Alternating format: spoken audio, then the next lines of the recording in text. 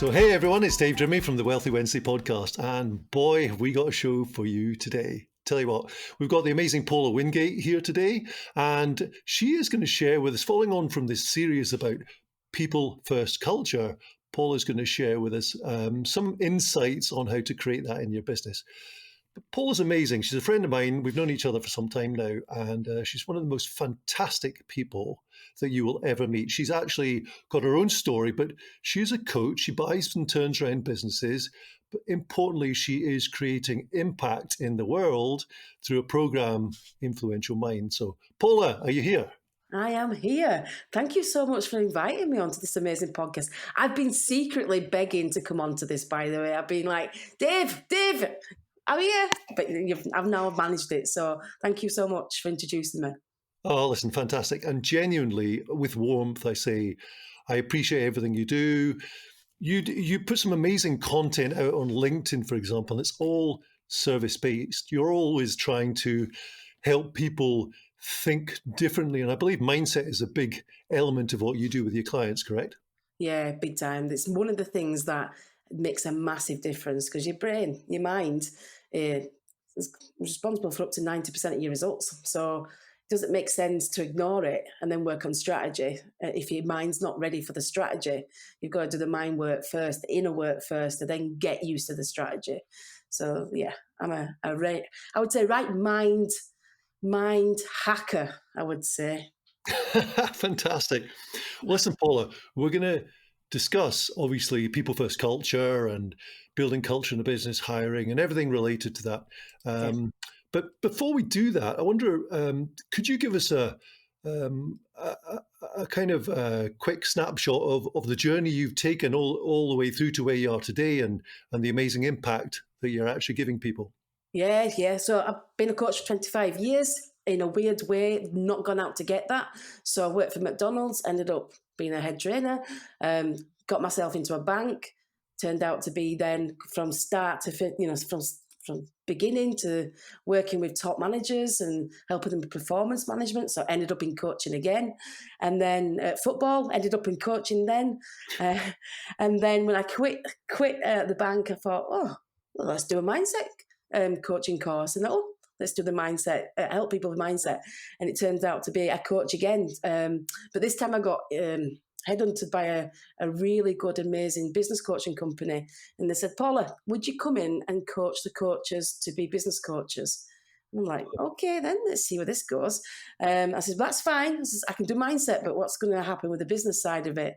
Don't worry, we can teach you how to do that. And boy, did they do that. And, a really great mentor in there taught me how to do business. And I'm like, why is no one teaching this at school?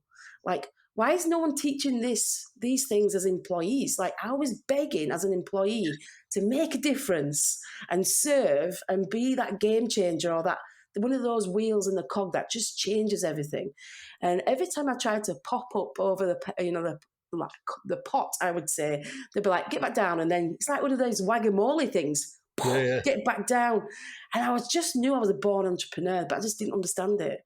I was just one of those weirdos, like, got this idea. No. Or what do you think about this mindset? No. And it really that experience really got me to understand they're not getting the best out of people in these big corporations. These people are just willing to work and be a game changer, and you've got somebody popping you back down.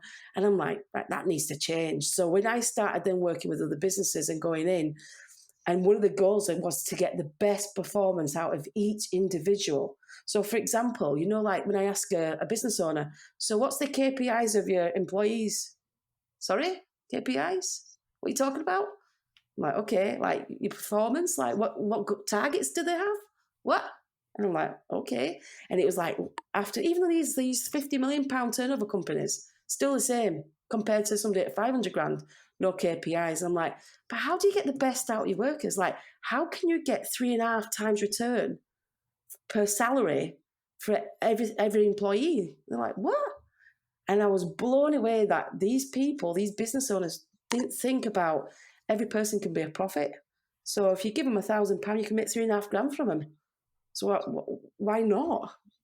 Put process in place to get that best performance out of them. So I was like, okay. So then I ended up in football, working with professional footballers. So what do I go and do? Go and revolutionise these Premiership clubs.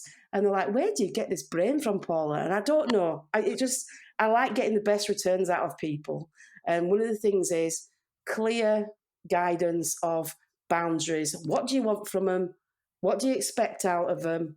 And then coaching between A and B and getting them there. So yeah, that's what I love doing basically.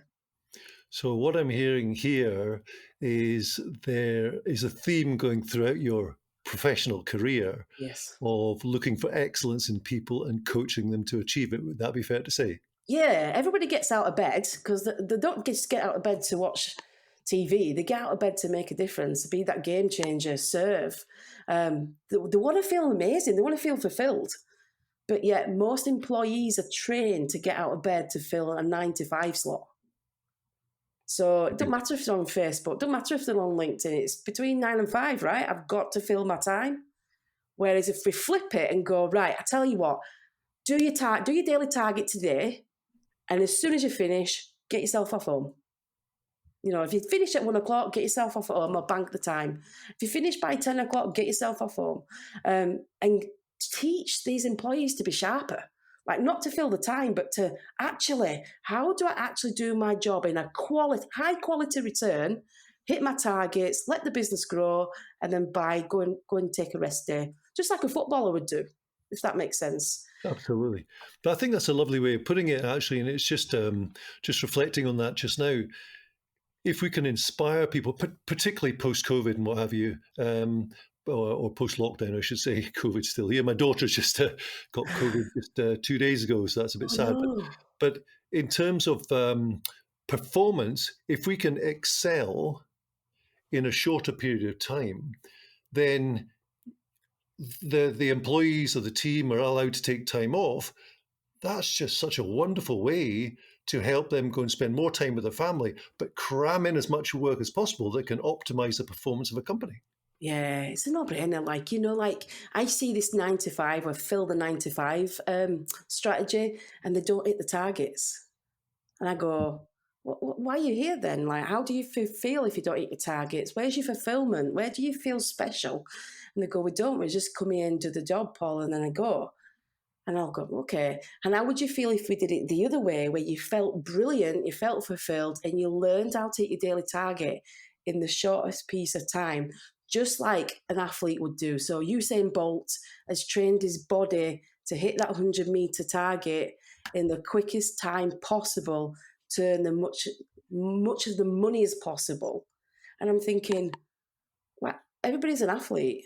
Whether you're a business, whether you're an employee, whether you are a footballer, everyone's an athlete. So why are we not training our body to return or be stronger or be sharper to return these returns for whatever business or your family or your friends, and play at this level of, instead of messing about and fanning about, getting straight to the point. I think what's going through my mind at the moment is that when I think back through a lot of my career as a quantities fair and what have you, you had a job title. There's a project, get on with it. But there was no job description per se. And I hear and see a lot of people who are actually, you're an accountant. But does that just mean you're working on numbers? Or what tends to happen is they've got 2 or 3 or 4 or 5 roles even to complete. So it seems to be there's confusion. Whereas if we just had a singular, going back to high performance and Usain Bolt, he's only training or was only training to optimize his speed. Whereas maybe colleagues in a business, because they don't have a job description stating exactly what they should be doing, and it should be optimized toward their strengths, they then get a bit off track, and maybe the business is asking for them to do too many things. Is that a fair comment? It's a good point. It's a really good point. But if you think of Usain Bolt, he's got his nutrition to work on, he's got his strength to work on, his mindset to work on, his technique and skill to work on. So that could be the same as an accountant, where you've got You've got your compliance to work on. You've got somebody's bookkeeping to work on. So where you need to go in and being a financial director to work on, then making sure your systems are working okay in the accountancy, and then making sure your sales and marketing is working. It'll be the same thing, if that makes sense. But this is what I found. When I was an employee, right, I wanted to be a game changer, but I fannied about so much. So I'm working from 6 in the morning to 10, 11 o'clock at night, going back in and having that medal of, wow, I had about a 16-hour day yesterday. And I'll go, yeah, I worked really hard, didn't have time to do much. In fact, I could only eat a chip butty during that day. It was hard. And then I'll be like, but where's my job list? I got nothing done. Why did I not get anything done? Because I wasn't focused. Why wasn't I focused? Well, my mind was elsewhere, playing with stocks and shares. I was playing stocks and shares all the time. I'm like, but then, okay, why am I now having to cram all my work in by the end of the month and work even extra to hit my targets, when really I'm thinking I'm working long hours and being really hard working, when I didn't have a to-do list. I didn't have when you use the Parkinson law, where you put the time, you fit the time into that schedule. So if I'm going to take 5 hours to do something, instead of 1 hour, I take 5 hours to do that thing. And I was thinking, why did I do that? And then when I look back, it's like, I just have to fill my time. Yeah. And in today's environment, where there's so much amazing technology to provide answers, Chat GPT being one at the moment, which is just phenomenal, that efficiency is now more and more able to happen within a business. But sometimes an employer might think, oh, we just got to fill the seats over there and keep people in between 9 and 5. So it's a kind of two-way street. It kind of comes from the leadership downwards, doesn't it? It's defining who you need in a business to optimize the business, I think, from the outset. Yeah, that's it. Totally is. When I work with footballers at pro level or amateur level, they've got 90 minutes, maybe 2 lots of 90 minutes in a week, to justify their 100 grand a month, or 50 grand a month salary, or 300 grand a month salary, right? And if you think about it, what do they have to do training wise to be at that optimum level to deliver that amount of return for the football club? And if you think about that as an employee, you think, right, I've only got so many hours to show my boss how amazing I am. But then as a business owner, you're like, but there's no track of what we expect from you. Like you don't have any KPIs. So you're floundering, thinking, well, that must be okay, and that must be okay. So I'll just do what I need to do to think I'm brilliant. And then they end up maybe getting sacked because they didn't have that guidance to go, this is what we want from you every day, and this is how you do it, and we're going to monitor it, and we're going to really drive you forward. If that makes sense. Yeah, totally.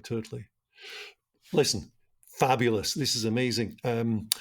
What I am keen to learn from you is, we were speaking recently about a company that you went into work with in the manufacturing space. Yes. And you've done some amazing stuff there. Remind me again, you went in to meet the owners, you grew it, helped them grow to 1 million, and there's a run rate, they're on track to do 10 million at the moment, is that right? So I went in there and they were doing 300 grand a month, and they wanted to hit the 6 million rate, so the 500 grand a month. And we sorted that out in just 4 months. Wow. And that's no disrespect to anybody leading that company, but it was like, oh, there was nobody leading that company in the way that motivated those staff. And that's not to slag those guys off, because those guys have been incredible growing the business where it is. But I'm like, if they had leaders, if the staff had leaders where they got on with them, that place would be a gold mine. And it was only because, the gentlemen were brilliant. They're exceptional at what they do, but they just might not have the people skills. And they needed that glue they needed someone to go in there and glue between the employees and the leaders. And that place would be firing on all cylinders, if that makes sense. But yeah, so we took him from 300 grand to 500 grand in 4 months. And then it was there then for them to keep it going as a run rate. So yeah, they're doing amazing at the minute. Absolutely incredible. So it's a phenomenal story, but for any business to scale, it tends to be there's a blockage with a business owner. Okay, the bottleneck it tends to be the business owner. In many respects, from what I've seen, could be wrong. But what I'm keen to understand from your experience through everything you've done, whether it be football clubs or business or everything through your life, how do you build two things? How do you build culture? And then how do you find the best people to plant into that culture? Oof, good question. So building culture is like building an environment wherever whatever environment you work in equals your results that you get out. That makes sense. Yep. So if you work if I told you about my sausage machine, Say again? have I ever told you about my sausage machine? No. Right, it's just slightly going off it, but you've got a sausage machine and whatever goes into your sausage, that goes into the machine and it gets cooked. What comes out equals what comes out, right? So Yeah. if you put shit into your sausage, what's going to come out of that machine?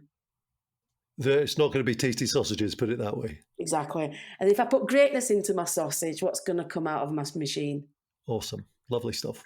Yeah, and it's the same with the environment, right? If you work in an environment where it's messy, chaotic, no structure, no control, no way of getting the best out of your staff, you're going to get the same outcome. Yeah. Whereas if you grow a culture that gets the best out of people and helps them feel like they can hit their greatness, your culture is going to be megatastic. And when I worked for First Direct, I really experienced an amazing culture, an absolutely incredible culture that everyone really, really speaks highly of it. And then I got a taste of a toxic culture. And I was like, whoa. And that actually got me going, I'm trying to beg to work here, but you're getting the worst out of me. I'm starting to fight against you, and I'm not that type of person. And it got me thinking, how do you grow a great culture? So just going back to my time in that position, there was a couple of things that I wanted that I've brought into my coaching that's really grown incredible people, is find out about how they feel on how, get them to feel, how do they feel fulfilled? What if they wanted to be a game changer? What's their plan? And why are they not taking ownership of their own personal development? So what I mean by that is when I was in corporate, I was one of those high performers that never got personal developed. Now, can you hear my word in there? I was a high performer that never got personal developed. That says it all. I was waiting for someone, I was waiting for the business to say, Paula, here's your development. What? Where's my own personal development? Why did I not go out and develop myself? Like, why did I not take ownership of that? And as soon as that clicked, when I was, I think, 37, it then never stopped for me. I was just like, whoosh. So it gets me thinking when I go into companies, I'll be asking, so how do you get your staff to take ownership of their own personal development? That's a really, really interesting question, actually, because in my own experience, you're just expected to do the job. Yeah. But again, in my own personal experience, you're expected to do that, but you're never asked, how do you get to, you expect to do more than that, actually, but how do you bridge the gap between where you are and where you could be? So I think that's the power of good coaching or good questions when coaching, I think. So in taking a little bit further, what are the steps, would you say, to go deeper than that you could help a company, that you would take a company through to help build culture? First step being obviously determining the thermostat of the folks in there and finding out if they are being asked, what makes you fulfilled? This is a super question because it's something that's hard to say until you're in the moment. But when I go into companies, I'm terrible. I'll do an audit upon an audit to really get to the bottom of it, like what is going on, and then I do a bespoke action plan. for what's going on. So for that managing manufacturing company, when I was in there, I did the audit, didn't really appreciate what the staff was actually telling me until I was in it. So they brought me into the front office, but you never saw how big the factory was. I mean, the factory was like, maybe a mile long and a mile wide. Wow. And it's got this system that goes from step to step, and I'm like, bloody wow! And they had the operation working fantastically. Yeah. But the only thing is, the staff just weren't working as a team. But I never appreciated it until I was actually in it, and I was like, wow, let's change that action plan. And it was like them building up the culture of a team to work together. If that makes sense. Like, Yes. so I don't know if you've ever seen my bullshit buzzer. Okay, I see it. Yeah. So I bring this out to everyone because everyone's got an element of bullshit. And Correct. I was a real big bullshitter before I started being a coach, well, a professional coach, right? So I bring these out and I get the staff to play with it. And then I start playing a game with the staff on, right, let's identify this bullshit that's around us. And I tell you what, for the first time, it's beep, beep, beep, beep, beep, and it's going on bullshit, bullshit, bullshit. And the staff love it till it gets to a point of, actually, this is my bullshit. This is what's happening with me. Very good. And then we start untangling the bullshit. Like, where's this come from? How did you learn this? And then we whittle it down, if that makes sense. So in answer to your question, until I'm in it, I don't really experience it. Once I experience it, I go, right, this is the plan of action to then get the returns from your staff. And I always think, even if I'm with athletes or business owners or employees, if you get that person to own their own square, so I mean their own performance or their own goals or their own targets, and they just focus on themselves, what generally happens is the team then lift each other because then they don't want to be that last one or they don't want to be that mediocre one. They want to be in that top 20% of performance. And if they're not, you've got people then that are there to help you. Like, it's not like I was in a corporation the other week and it was like stab, stab, stab in the back. And I'm like, your KPIs are growing a toxic culture. What KPIs could grow a really family feel of each person helping each other and getting to the goal with fun, happiness, strength, joy, abundance.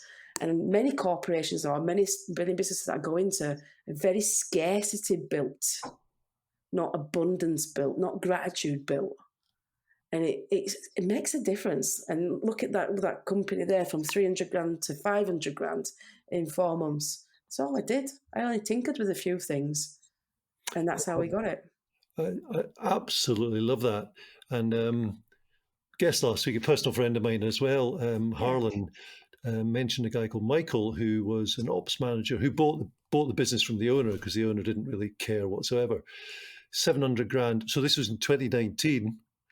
Bought it for 700 grand. Harlan helped him grow and put in place things like core values and what have you.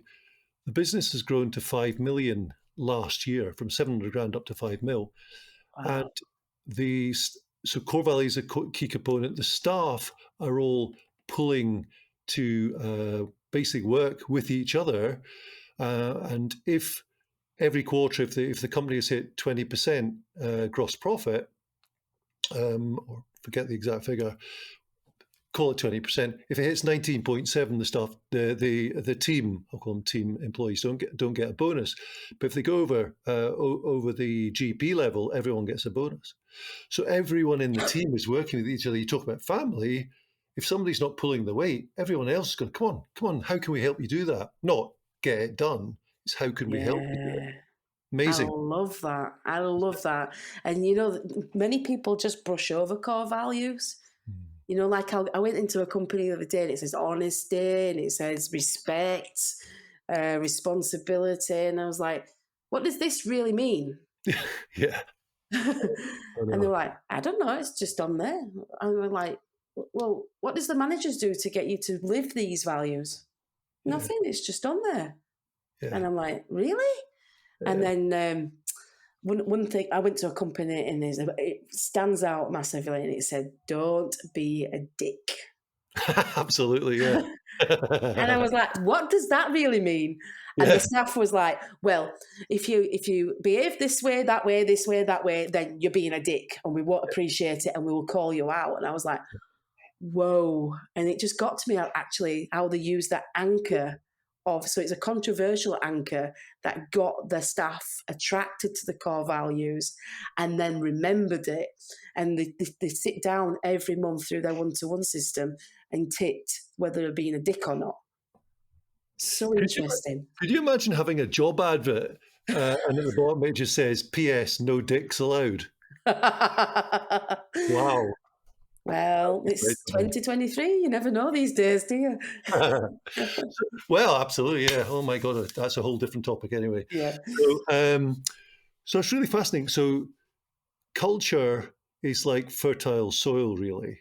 And particularly if you've got no dicks allowed, etc. Everyone kind of knows what the fertile soil is, but how do you take it? How do you actually go a little bit deeper? How do you make sure that fertile soil is kept?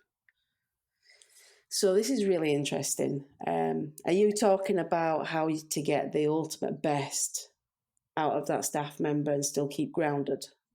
I think it's yes, I suppose it's about the individual, but it's more about the collective, about the individuals. How do you make sure that everyone is working? You talked about family. Everyone's working together with a family. You're going to have spats and all that kind of stuff. But Yeah. how do you get everyone to work together for the benefit of the company moving forward? That type of culture. Is it just simply just working with the individuals and helping them optimize? Or is there a secret sauce over and above that? So this is a great question. A couple of years ago, I don't know if anybody's heard of Sappos. Have you heard of Sappos? Yeah, yeah. Yeah. So I was lucky enough to go to the head office in Las Vegas and to experience that culture. So there's one guy he's like just got shorts on, and he's on a Lilo with his computer. There's one guy stood in a ball pool full of balls. He had a room which was a jungle room, and you could sit in this jungle room, and you just could go to like a machine and get your cans of pop, your crisps, your chocolate, and I'm like, what? And this was like, what's going on here? And then you've got the chief exec with sunglasses on and something on his head and shorts and flip flops. And I'm like, what is going on here? And what I loved is from the top down, they lived the culture. So the culture was be you, be genuinely you, and help that customer. So it was a call center helping, selling shoes, and there'd be customers on the phone for 5 hours.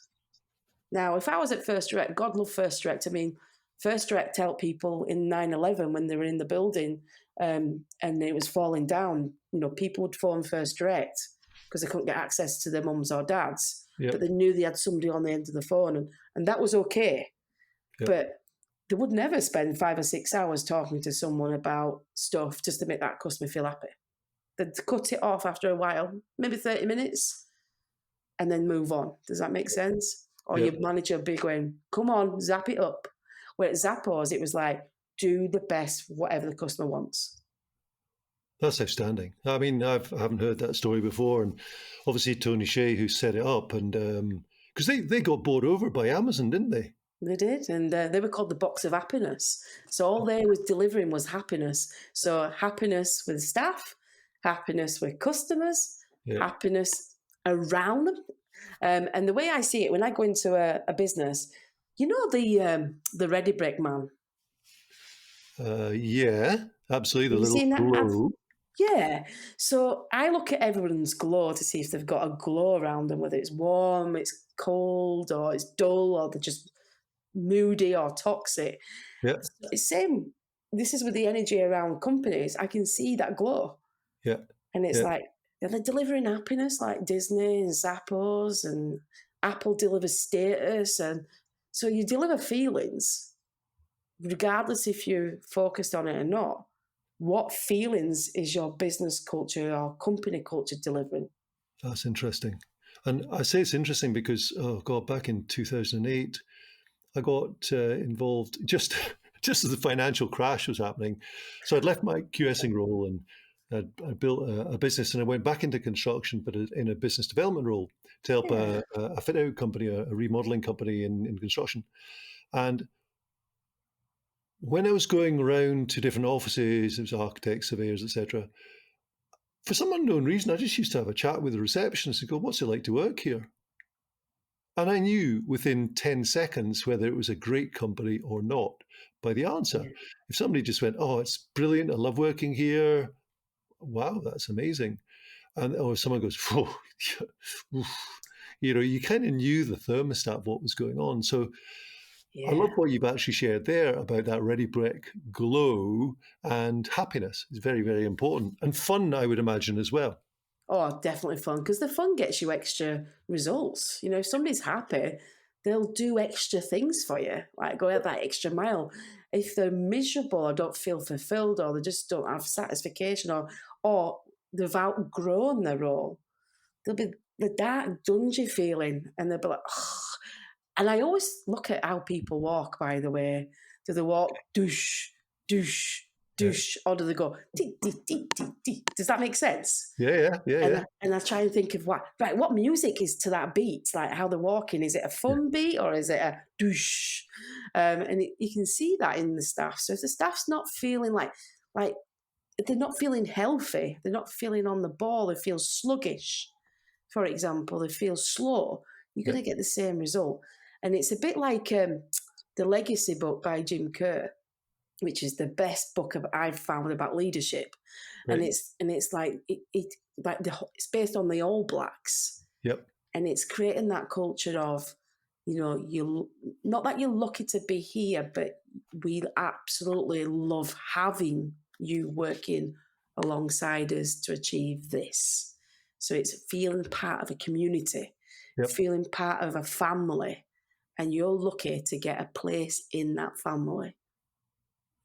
I think that book as well also again goes back to No Dicks Allowed and about all the superstars took their turn in the All Blacks of just cleaning out the changing rooms, sweeping up the change. It was part of the culture of Yes, yes. excellence. And whenever there was a correct me if I'm wrong, but whenever there was a prima donna who said, "Well, I'm not going to do that," they just were chucked out the All Blacks, weren't they? Well, they never got in the first place. Never got in So the first place. That's right. That's yeah, right. so you know our English team years ago, the Golden Generation. Yeah. Can you imagine them cleaning the changing room or cleaning boots or being, in a way that's responsible for being grounded and saying this is a minimum standard? Nah, they was out there getting out the sponsorship deals or looking brilliant at certain things, and that's cool, and that's not a problem, and I'm not judging that, but I'm just thinking, where would that golden generation have been if they were grounded and had to do those chores? Like the Japan team. Oh, they're Absolutely. phenomenal. Wow. Again, amazing stories, phenomenal. And but I was having a chuckle to myself just a couple of Yeah. minutes ago when you were talking about do, do, or little legs, because I'm 6'5", and you and I going for a walk in the country together with the dogs, it would be quite interesting because you've got slightly smaller legs than me. Yes, so I would be douche, douche, douche with my limp on my leg going, ush. I'm like one of what's that guy that goes the bells, like who's got a bad leg? What's his name? Uh, Um, it'll, yeah, it'll him come back. anyway. Yeah, yeah, I know, absolutely. That's my So, leg. so culture, we've got the culture, we've got fun culture, we built a Zappos culture. And by the way, what's that book called again? I've got it in my library there. I think it's called, was it called Delivering Happiness by Tony Shea? I think it was the box of happiness. Box of Or it might So be delivering happiness. if you put Zappos happiness into Amazon, I'm sure you'll be able to get hold of it. But Brilliant book. so you've got a lovely culture, you've got fertile soil. How do you find fabulous people how do you find the people you can plant into that wonderful fertile soil? What's the best way? How do you find amazing team members? Mindset. Mindset. There's a couple of things with that though. It's like, what tribe are you wanting to build? Ooh, like it. So, but then it's working out, can you still have that same tribe with different strengths? So I'm crap at technology, still on teletext, and I'm proud of it. So for me to get the best out of me, I would need somebody opposite me. So somebody who's technology based. So I'm people based, they're process based. Let's work together. Yep. Does that make sense?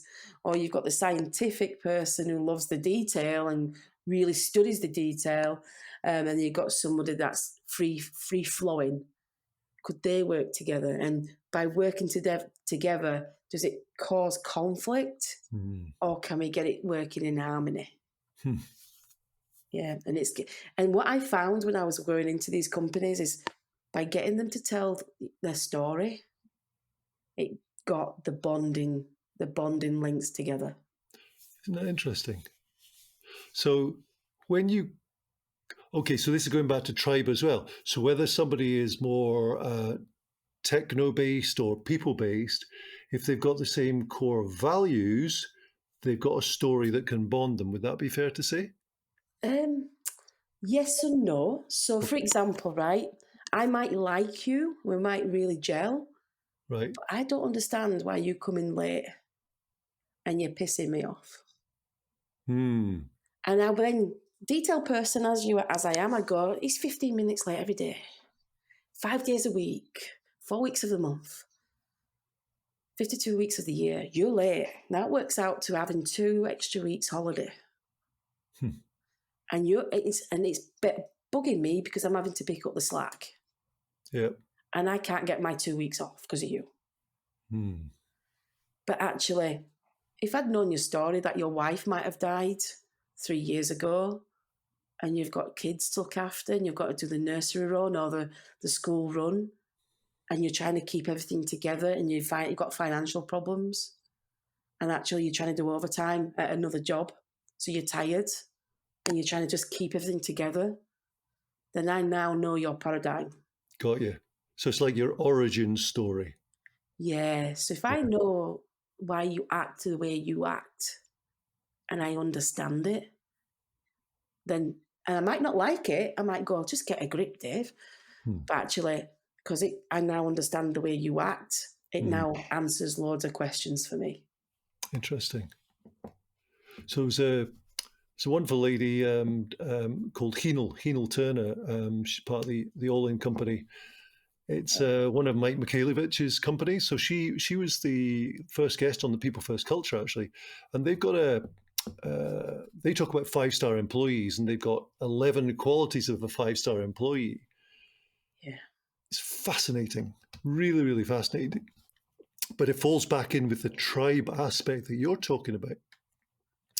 So if you're working with a company, if you're working with a business owner, and you are determining who to bring on board, for example, how do you begin that? Do you begin like with a people chart or an organization chart, or how do you then figure out who is the best person to bring on board and then how to bring them on?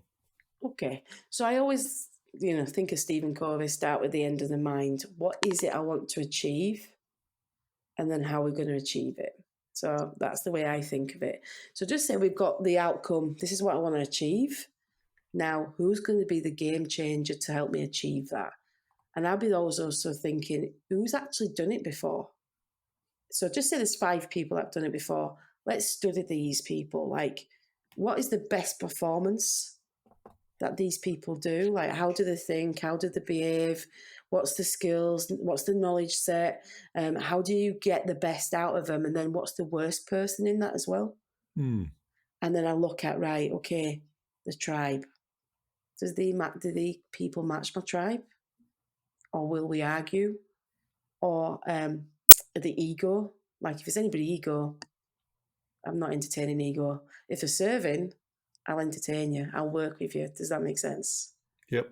Yeah. Yep. And people say, you need your ego to get the best out of people. But I see ego as low performance, because if you're a high performer, you never have ego, you have serving brain. Does that make sense? Yes. Yeah. So the way I would work at it, I study how to get the best, who's the best person to deliver this for me. Then we set up the job's duties and then set up the KPIs. Then we set up the training system. Excellent. And most businesses don't have any coaches to train these people. Not many business owners have training departments to train these people. They'll just get a checklist and go, take that, Dave, read it, see you later. And then go, why the hell have you not done that? And I go, you're not matching their learning styles. Like, some people like to reflect, some people like to do, some people like to actually take a checklist and go tick, tick, tick, tick, tick. And some people just need to be monitored to go, you've hit the nail on the head, well done, Dave. Let's go for the next one now. They don't, and they lose. I can't imagine how much money they leave on the table by doing that. Well, scary. Quite frightening, actually, because certainly throughout my career, it wasn't until I left the construction industry, actually, that my mind was open to personal growth, personal development. But boy, was I ready for it. And even when I went back into the business development role in construction again, it was the same again. But I see it throughout, just as you're saying, there's no kind of progression. There's no kind of root to fruit aspect of things. There's no what's next. Yes. And we all need goals, whether it's to get up in the morning and put clothes, have a shower, put clothes on, whatever it might be. We need to know where we're going for us to optimize performance. Yes. And this is what I see in the construction industry. It's just losing loads of cash, and it could make a fortune. Is the business owner will tell somebody what to do, and more often than not, just leave them to do it. Yeah. Or they might tell them and show them, but there's no experience in it. So they tell them and show them and go, here, leave you. And you might watch them, you might see how if they get on with it. More often than not, you just got, what have you just done there? That brick's gone wrong, or that joiner is just not there, or whatever. And you're like, oh, but there's no like monitoring the experience, like that's a good job, Dave, like it's brilliant type of thing. There's no structure to do that, to get the best out of the team. Yeah. And I think it's fascinating. Yeah. But if you take it, so in the other sectors out there, I see it's quite common that the similar aspect actually happens, would you say? Oh, it's rife everywhere. Yeah. Rife everywhere. I was just basing this. One of the reasons why I say this is when I was getting my pod done, it was carnage in my garden. They've got the business owner floating about, and he was just picking up faults. He says to me, "Where's the training?" There's the guy who was in charge that was then taking, because the guy was doing it wrong, taking it off him and doing it because of the time. And then they had to go back from Glasgow to Liverpool 2 days running because this machine was broken. Wow. So there was just no profit in this pod. No. And they left it carnage, right? I had to get it redone properly, which is fine, not a problem. And I'm like, what is going on with this construction company? Like, it's just chaos. Yep. Like, why don't they plan it? Where's the planning?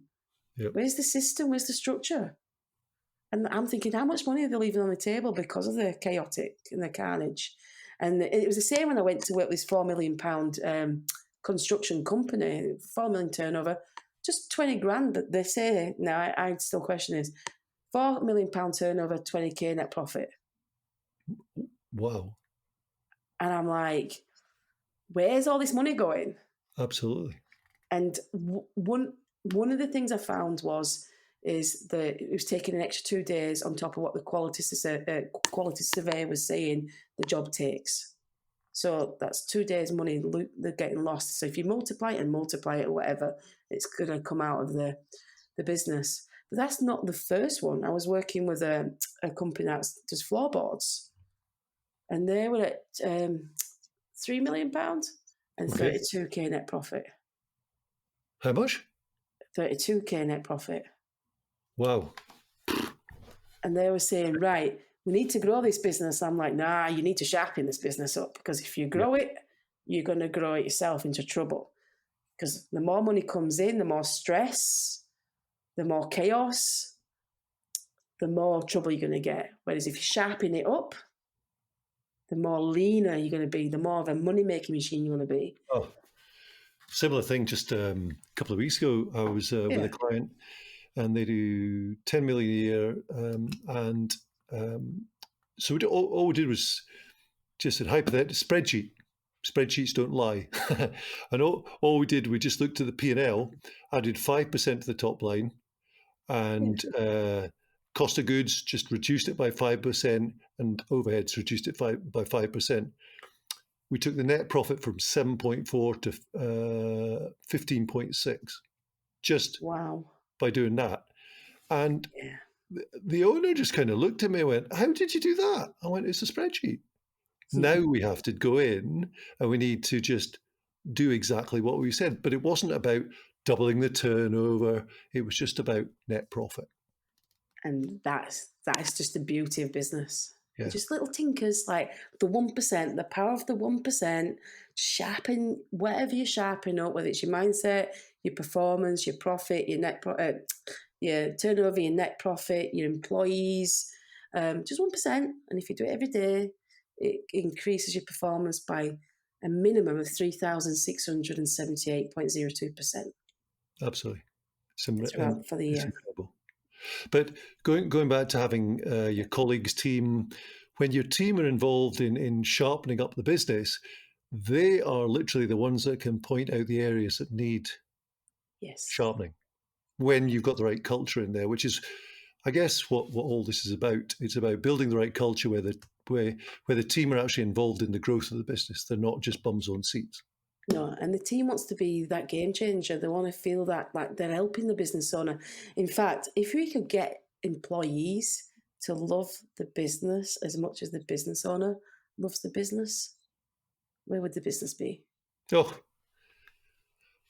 Paula, that is just a great place to finish our conversation today. Our short chat has just it's been fantastic. I really can't thank you enough. Quick question. Yes. If there was one golden nugget that every business owner out there should think of and apply when it comes to building culture, what would that be? Oof, there's so many. Get to know your staff deep down. Get to know them. Get to know what makes them tick. Get to know where they want to be in 5 or 10 years. Get them to own their own personal development. Get their mindset sharp. Fantastic. That aligns with a friend of mine, a very successful friend many years ago, said, David, you're either green and growing or ripe and rotten. There is no middle ground. Yeah, and there's something on the back of that. One of my clients says, you could be the juiciest peach in that fruit bowl. Some people like you, some people you don't. And if you learn how to get into your flow, even your business owner, employee, or whatever, learn more about you, self-master, learn what gets the best out of you, get yourself into your flow, and maximize everybody else getting into their own flow. Outstanding. Work at their strengths. That is just a beautiful place to finish. Thank you so much, Flo. I love it. So, Paula, you've got such a wealth of experience. You've been so generous with your time and your insights today. Thank you. So if somebody would like to get hold of you and they have listened to this podcast with you today, this show with you today, how can people get hold of you? What's the best way to get hold of you? Best way ever is LinkedIn, because I'm just always on there chirping on. So Paula Wingate, you'll find me. Alternatively, influentialminds.co.uk. I'm there too. So anybody who wants to chat, no matter who they are, what they want to chat about, just give me a ring. Just contact me on those 2 places and I'll be there. Fantastic, Paula. And genuinely, guys and girls, and basically Paula is so generous, but she's very careful with her time. So it's not just a chat, it's very much she's there to serve. If you're looking to go somewhere in life, if you really want that mindset and you want to grow to the next level, Paula is definitely the person for you. So that's influentialminds.co.uk and Paula Wingate, Wingate on LinkedIn. Is that correct? Yeah, that's right. That's right. You'll get me there. And just flipping back, right? The reason why I'm happy to talk to anyone, and I don't want to end this call on this, but I'm seeing an increase in suicide rates, especially along with the men's side. So if anybody wants to chat, give me a shout, and I'm always here for you, no matter what. And that's just from my serving base as well.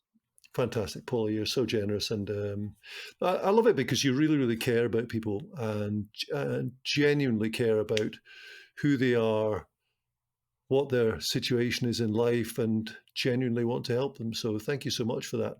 And folks, what I'd like to do today, because you've heard the show, if anything has resonated with you today and you feel that there are people in your life that should hear what Paula has talked about today, please forward the link on for the podcast.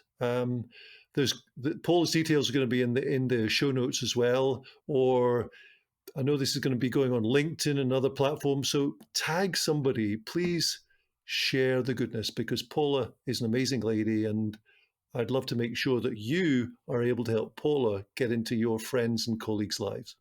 And right back at you, Dave. Subscribe to the button for Dave's podcast. They're amazing. So I'm always like stalking you, by the way. So subscribe, and even better, invest in yourself through Dave. He's brilliant at what he does.